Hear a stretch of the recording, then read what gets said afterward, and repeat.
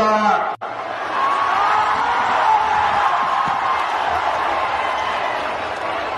मां बल्ला काली के चरणों में कोटि कोटि वंदन।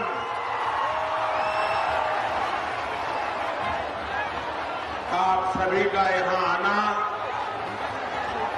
और इतनी बड़ी तादाद में आना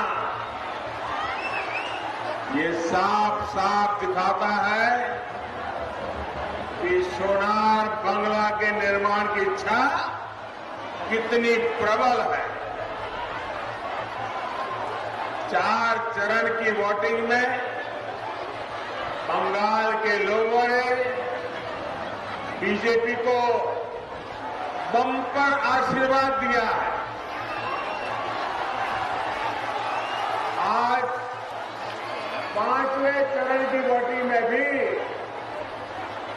भारी मतदान हो रहा है और भारतीय जनता पार्टी की विजय यात्रा तेज गति से आगे बढ़े, इसके लिए बंगाल की जनता पूरी ताकत से लगी हुई है। इन सभी चरणों में बंगाल के लोगों ने जिस प्रकार से मतदान किया, निर्भीक होकर, चाहे उनके जीवन में कई दशकों के बाद निर्भीक होकर के वोट करने का मौका आया, वरना हर चुनाव भय के साए में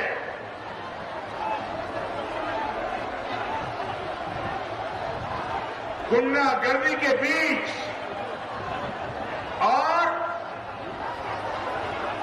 थप्पाबाजी, इसमें से मुक्त होकर के पहली बार बंगाल के लोग मतदान का आनंद ले रहे हैं, मतदान के प्रति एक नया विश्वास लेकर के आगे बढ़ रहे हैं। मैं बंगाल के नागरिकों का सर झुका करके नमन करता हूं, आदरपूर्वक अभिनंदन करता हूं। भाइयों बहनों, 2 मई क्या होगा? 2 मई क्या होगा? 2 मई क्या होगा? 2 मई दीदी, 2 मई को दीदी का जाना तय हो चुका। अभी यहां पहुंचा तो मुझे बताया गया है कि 2 मई को यहां खीर दही की तैयारी की गई है।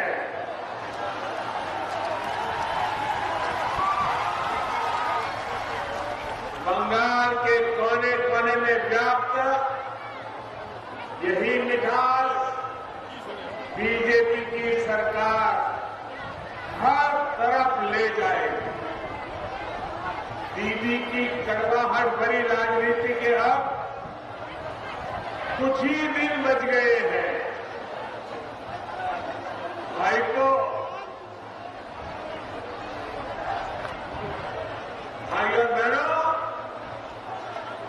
गंगारामपुर के तो नाम में ही 2 पवित्र नाम हैं, जो हमारी संस्कृति, हमारे संस्कारों को परिभाषित करते हैं।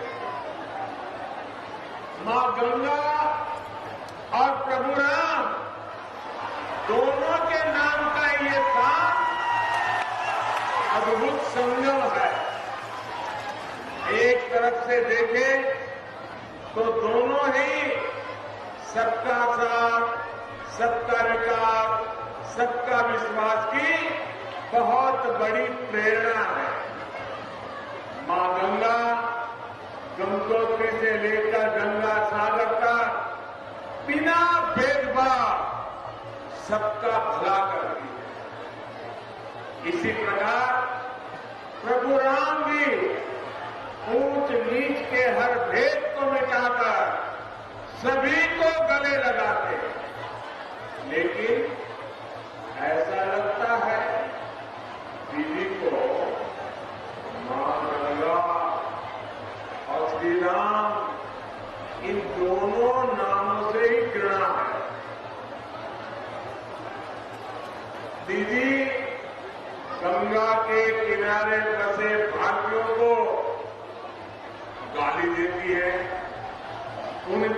आस्था का, उनके खान पान का, उनकी भाषा बोली पहनावे का अपमान करती है।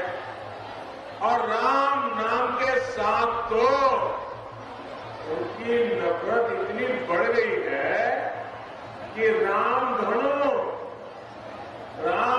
में राम होने के कारण उसको बदलकर रामधेनु कर देती है।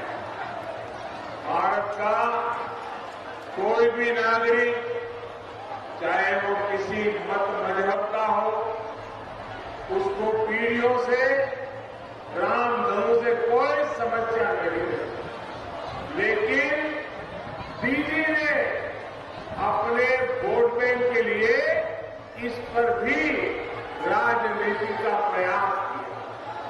भाइयों और बहनों, दीदी की इस दुर्भावना का, तुष्टीकरण की दुर्नीति का ही परिणाम है कि दिनाजपुर सहित ये बहुत बड़ा क्षेत्र विकास के हर पैमाने पर पीछे रह गया। तुष्टीकरण से विकास नहीं होता, बल्कि दीदी जैसे लोग तुष्टीकरण के नाम पर विश्वासघात कराते हैं। तुष्टीकरण से सड़क, स्कूल कॉलेज, शिल्प, चाकरी ये सब नहीं मिलता है।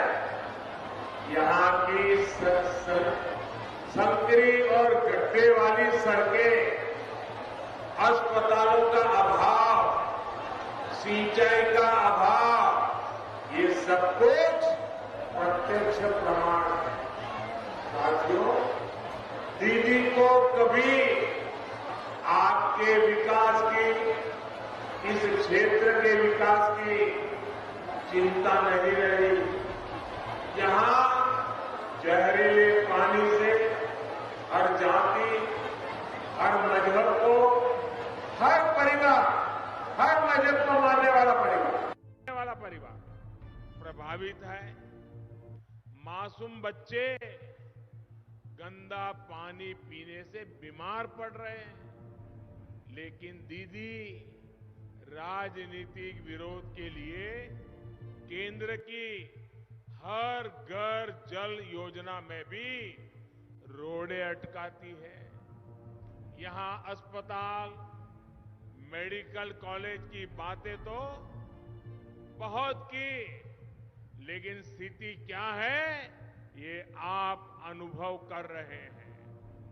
केंद्र सरकार पश्चिम बंगाल के हर गरीब परिवार को 5 लाख रुपए तक का मुफ्त इलाज देश भर के अस्पतालों में देना चाहती है। लेकिन दीदी को ये भी मंजूर नहीं है।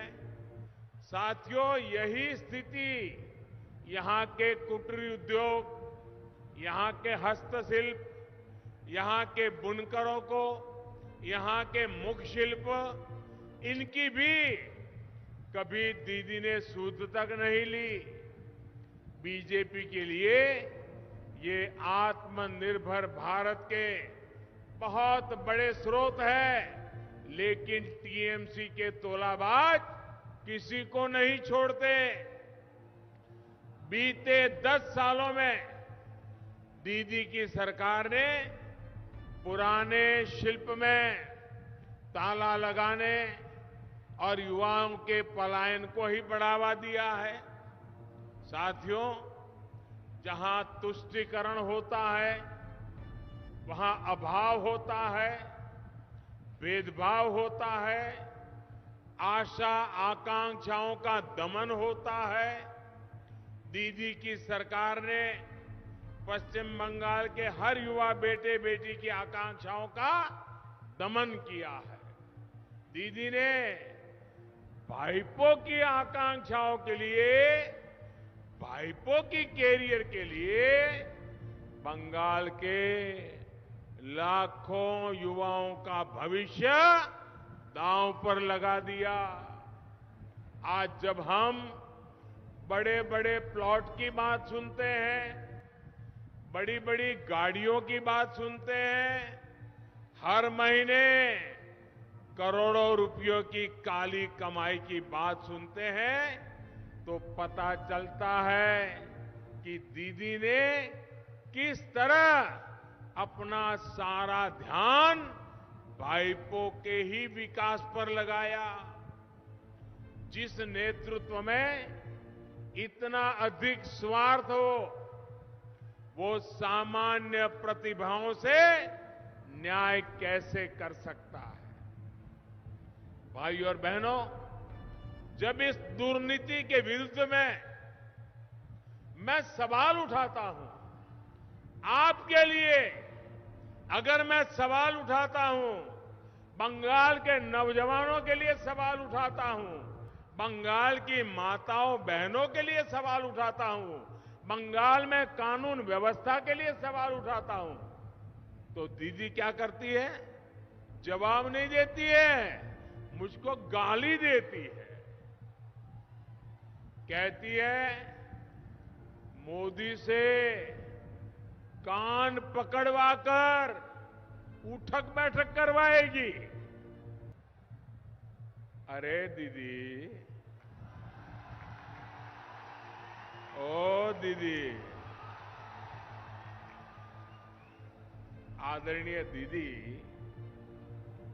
आपने बंगाल की गरीब जनता को लूटने वाले तोलाबाजों के कान मरोड़े होते अपने सबसे प्रिय भाइपों से उठक बैठक करवाई होती, तो आज ये दिन आपको देखने नहीं पड़ते। दीदी, ये आपका विदाई समारोह है। देखो साथियों, आज हालत ये है कि दीदी की सुबह और शाम मोदी को गाली दिए बिना ना शुरू होती है और ना ही खत्म होती है। और दीदी क्या क्या बोल रही है। उन्होंने सिर्फ इस चुनाव में कैसे गाली दी है, ये मैं आज बंगाल के लोगों के सामने, देशवासियों के सामने और अपने आप को बुद्धिजीवी मानने वालों के सामने भी दोहराना चाहता हूं। 19 मार्च को दीदी ने कहा कि वो मोदी का चेहरा नहीं देखना चाहती। फिर दीदी ने देश के प्रधानमंत्री की तुलना लुटेरे, दंगाई, दुर्योधन, दुशासन, पता नहीं कैसे कैसे लोगों से कर दी। 20 मार्च को दीदी ने मुझे श्रमिकों का हत्यारा बताया, दंगा करने वाला बताया। 24 मार्च को दीदी ने कहा देश का प्रधानमंत्री झूठा है, देश का प्रधानमंत्री सिंडिकेट से जुड़ा है। 25 मार्च को दीदी ने जो कहा वो बताने से पहले मैं बंगाल के संस्कारी जनता की माफी मांगता हूं। यहां के लोग संस्कारी हैं, यहां के लोग विवेक बुद्धि वाले हैं, इसलिए उस बात को बोलने से पहले मैं बंगाल की महान परंपरा, बंगाल की महान जाति, उनकी माफी मांग करके फिर मैं बोलता हूं। दीदी ने मुझे जो गाली दी, मैं उसे मजबूरी में दोहरा रहा हूं। 25 मार्च को दीदी ने कहा, देश के प्रधानमंत्री को कहा, जो उनको दीदी के सिवा और कुछ नहीं कहता है। ज्यादा से ज्यादा 2 बार बोलता हूं, दीदी, ओ दीदी।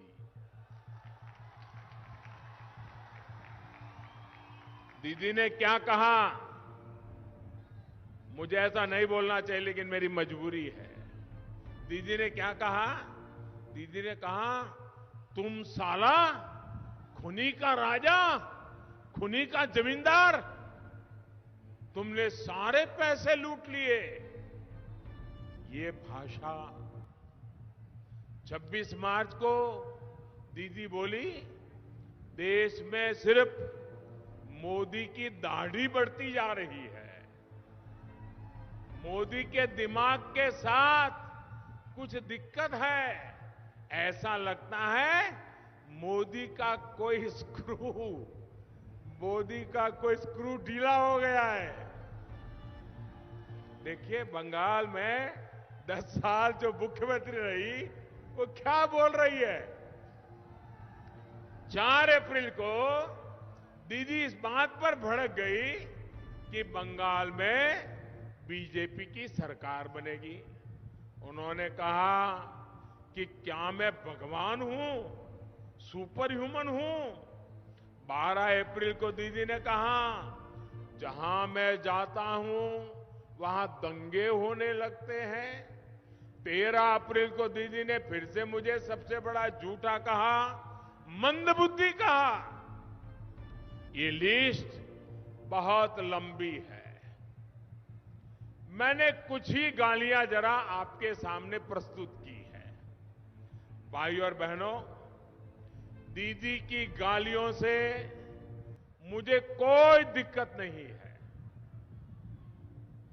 दीदी, आप मुझे जितना कोसना है कोसिए, जितनी गाली देनी है दीजिए, लेकिन कम से कम बंगाल की महान परंपरा को, बंगाल की महान संस्कृति के, उसको, बंगाल के कल्चर को मेहरबानी करके मत भूलिए।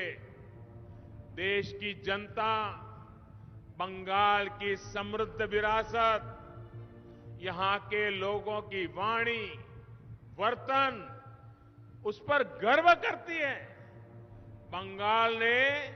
बंगाल के लोगों ने पूरी दुनिया में भारत का गौरव बढ़ाया है। इसलिए दीदी की इन गालियों ने मोदी का अपमान किया हो ऐसा नहीं है। दीदी ने इन गालियों से बंगाल के कल्चर, यहां की मिठास भरी भाषा, यहां की महान परंपरा को भी शर्मसार कर दिया है। साथियों, दीदी चाहती है कि बंगाल की स्थिति देखने के बावजूद मैं चुप रहूं, मैं उन्हें कुछ न कहूं। मुझे बताइए, आप जवाब देंगे? जवाब देंगे? मैं पूछूंगा, जवाब देंगे? सबके सब देंगे? आप मुझे बताइए, मुझे चुप रहना चाहिए क्या? चुप रहना चाहिए क्या? आपकी आवाज मुझे उठानी चाहिए कि नहीं उठानी चाहिए? बहनों की आवाज उठानी चाहिए, नौजवानों की आवाज उठानी चाहिए, यहां की बुराइयों के खिलाफ बोलना चाहिए ना। लेकिन जब मैं बोलता हूं तो देखिए क्या क्या सुनना पड़ता है। भाइयों बहनों, जब दीदी के लोग बंगाल के गरीबों को लूट रहे हो, आप मुझे बताइए, क्या ऐसे समय में चुप रह सकता हूं? जब दीदी की तुष्टीकरण की राजनीति बंगाल को तबाह कर रही हो, तो आप मुझे बताइए, क्या मैं चुप रह सकता हूं? जब दीदी ने अपने नेताओं को एससी वर्ग, दलित वर्ग के अपमान की सुपारी दी हो, तो आप मुझे बताइए, क्या मैं चुप रह सकता हूं? पूरी ताकत से बताइए, मैं चुप रह सकता हूं? मैं चुप रह सकता हूं? जो दूर दूर खड़े हैं वो भी बताएं, मैं चुप रह सकता हूं? साथियों, पश्चिम बंगाल में दीदी के करीबी ने एससी वर्ग के लिए भिखारी का उपयोग किया है। भिखारी, ये बाबा साहब आंबेडकर, श्री श्री हरिचंद्र ठाकुर, जोगिंद्रनाथ मंडल जैसी पुण्य आत्माओं के जीवन संघर्ष का बहुत बड़ा अपमान है। साथियों, जोगेंद्र नाथ मंडल जी ने जो अपमान सहा, वो चाहते थे कि वैसा अपमान बाकी शरणार्थियों को ना मिले। यही भावना बीजेपी सरकार के बनाए कानून में भी है। लेकिन दीदी ने इसमें भी वोट बैंक ढूंढ लिया और झूठी अफवाहें फैलानी शुरू कर दी। बंगाल में बीजेपी सरकार दीदी के उस झूठ तंत्र पर भी विराम लगाएगी। हमारी डबल इंजन सरकार हर शरणार्थी को मदद और घुसपैठियों पर सख्ती के लिए प्रतिबद्ध है। राजवंशी और महिषा समाज के साथियों के साथ भी टीएमसी ने जो जुल्म किया है, उनका जो अपमान किया है, ऐसा करने वालों को माफ नहीं किया जाएगा। आप मेरे से सहमत हैं? आप सहमत हैं? भाइयों और बहनों, दीदी की सरकार ने गुंडागिर्दी को, दादागिरी को, मस्तानगिरी को जिस प्रकार पार्टी की विचारधारा बनाया है, वो नारी सुरक्षा के लिए बहुत बड़ी चुनौती बन गया है। स्कूल टीचर बहन स्मृति कांता दास और उनके परिवार के साथ टीएमसी के गुंडों ने क्या किया, ये जुल्म कोई भुला नहीं सके। बहनों बेटियों को यहां कितने जघन्य अपराध झेलने पड़ते हैं, ये आप सभी जानते हैं।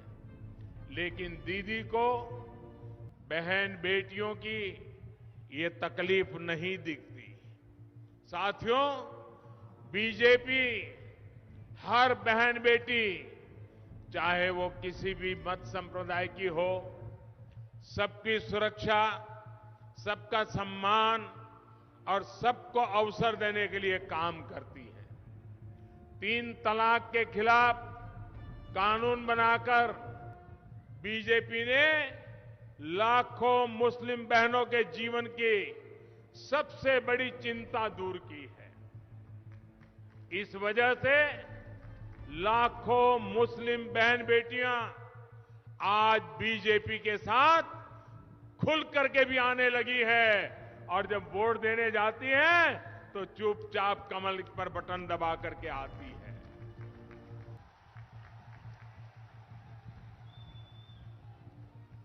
बीजेपी पर यही स्नेह मैं पूरे पश्चिम बंगाल में भी देख रहा हूं।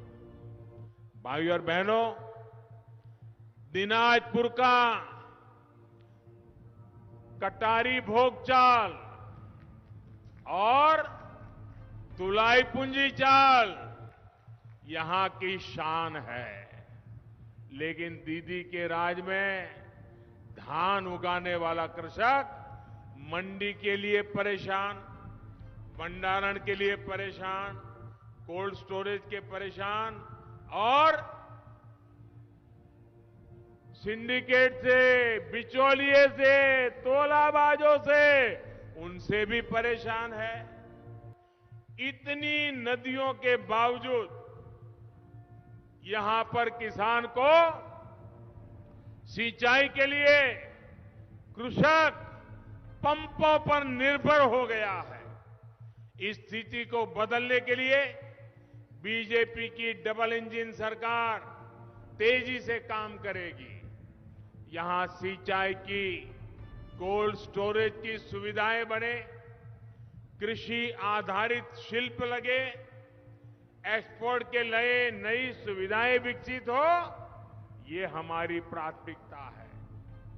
मुझे विश्वास है कि दिनाजपुर समेत अन्य जगहों के अधिकारियों ने यहां के कृषकों का डेटा तैयार करना शुरू कर दिया होगा। 2 मई के बाद हर कृषक परिवार को, भूमिहीन कृषकों को उनका अधिकार मिलने वाला है। पीएम किसान सम्मान निधि के लाभार्थी मेरे कृषक भाई बहनों को बीजेपी सरकार बनने के बाद दीदी ने जो रोका हुआ है, दीदी ने जो रोका हुआ है वो 18,000 टका, 18,000 टका। कितना? जरा जोर से बोलिए, कितना कितना कितना? 18,000 टका सीधा सीधा किसान के बैंक खाते में जमा करा दिया जाएगा। ये किसान के खाते में जाएगा। भाइयों बहनों, ये बात आप घर घर पहुंचाएंगे, घर घर पहुंचाएंगे, किसान के घर जाके बताएंगे, 18,000 टका मिलने वाला याद कराएंगे। ये उनका हक का है। दीदी रोक के बैठी थी, जैसे ही दीदी हटेगी रुपया आ जाएगा। यही नहीं, उत्तर बंगाल में जो भाइपो पास, भाइपो परमिट, ये जो राज चल रहा है ना, उससे भी आपको मुक्ति मिल जाएगी मेरे भाइयों बहनों, उससे भी मुक्ति मिल जाएगी। भाजपा इस क्षेत्र को आत्मनिर्भर बनाने के लिए कनेक्टिविटी और करप्शन फ्री सरकार देने के लिए कमर कस चुकी है। बीजेपी की डबल इंजन सरकार इस क्षेत्र को इंटरनेशनल ट्रेडिंग हब बनाने के लिए, यहां की जो समृद्ध हेरिटेज है उसके टूरिज्म से जुड़े सामर्थ्य को बल देने के लिए पूरा प्रयास करने वाली है। इस क्षेत्र को विकास का कॉरिडोर बनाने के लिए राष्ट्रीय और अंतर्राष्ट्रीय स्तर पर जो भी कदम उठाने होंगे वो उठाए जाएंगे। मां गंगा ने अपने विशाल आंचल में हर तरफ बीजेपी को आशीर्वाद दिया है। 2 मई के बाद इसमें पश्चिम बंगाल भी जुड़ने वाला है। भाइयों बहनों, सोनार बांग्लार, शॉन कल्पोनिन बीजेपी के वोट दिन। इसी के साथ हमें आशोल परिवर्तन के अभियान को तेज करना है। आप स्वस्थ रहें, सुरक्षित रहें, इसी कामना के साथ मेरा जीवन आज धन्य हो गया। इतनी बड़ी तादाद में आप आशीर्वाद देने आए। जहां भी मेरी नजर पहुंचती है, लोग ही लोग, लोग ही लोग हैं। मैं आपका आदरपूर्वक नमन करता हूं, आपका अभिनंदन करता हूं, बहुत बहुत आभार व्यक्त करता हूं। दोनों मुट्ठी बंद करके पूरी ताकत से मेरे साथ बोलिए, भारत माता की, भारत माता की, भारत माता की। बहुत बहुत धन्यवाद।